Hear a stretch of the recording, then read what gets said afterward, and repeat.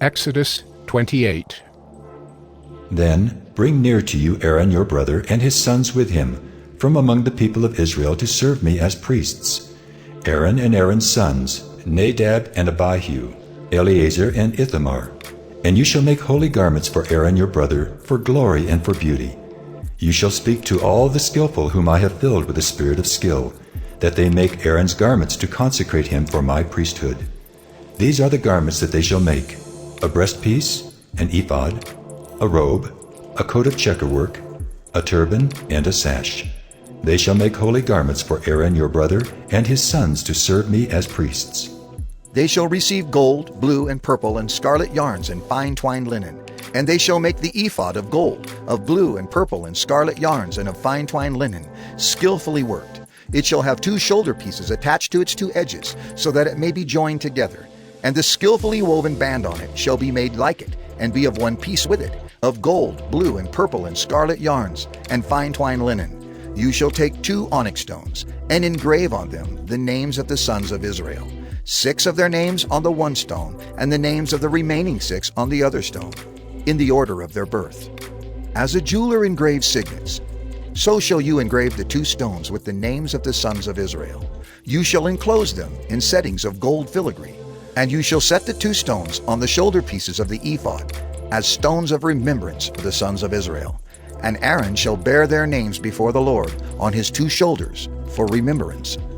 You shall make settings of gold filigree and 2 chains of pure gold, twisted like cords, and you shall attach the corded chains to the settings.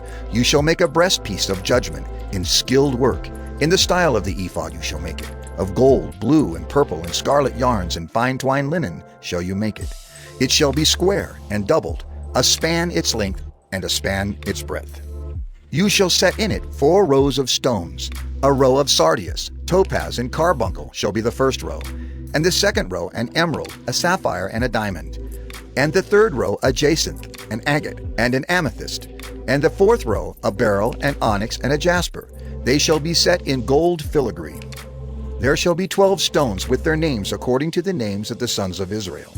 They shall be like signets, each engraved with its name for the 12 tribes. You shall make for the breastpiece twisted chains like cords of pure gold. And you shall make for the breastpiece 2 rings of gold, and put the 2 rings on the 2 edges of the breastpiece. And you shall put the 2 cords of gold in the 2 rings at the edges of the breastpiece. The 2 ends of the 2 cords you shall attach to the 2 settings of filigree, and so attach it in front to the shoulder pieces of the ephod. You shall make 2 rings of gold and put them at the 2 ends of the breastpiece, on its inside edge, next to the ephod. And you shall make 2 rings of gold and attach them in front to the lower part of the 2 shoulder pieces of the ephod, at its seam above the skillfully woven band of the ephod. And they shall bind the breastpiece by its rings to the rings of the ephod with a lace of blue, so that it may lie on the skillfully woven band of the ephod, so that the breastpiece shall not come loose from the ephod. So Aaron shall bear the names of the sons of Israel in the breastpiece of judgment on his heart, when he goes into the holy place, to bring them to regular remembrance before the Lord. And in the breastpiece of judgment you shall put the Urim and the Thummim, and they shall be on Aaron's heart when he goes in before the Lord. Thus Aaron shall bear the judgment of the people of Israel on his heart before the Lord regularly. You shall make the robe of the ephod all of blue. It shall have an opening for the head in the middle of it, with a woven binding around the opening, like the opening in a garment, so that it may not tear. On its hem you shall make pomegranates of blue and purple and scarlet yarns around its hem, with bells of gold between them. A golden bell and a pomegranate, a golden bell and a pomegranate around the hem of the robe. And it shall be on Aaron when he ministers, and its sound shall be heard when he goes into the holy place before the Lord, and when he comes out, so that he does not die. You shall make a plate of pure gold and engrave on it, like the engraving of a signet, holy to the Lord. And you shall fasten it on the turban by a cord of blue. It shall be on the front of the turban. It shall be on Aaron's forehead. And Aaron shall bear any guilt from the holy things that the people of Israel consecrate as their holy gifts. It shall regularly be on his forehead, that they may be accepted before the Lord.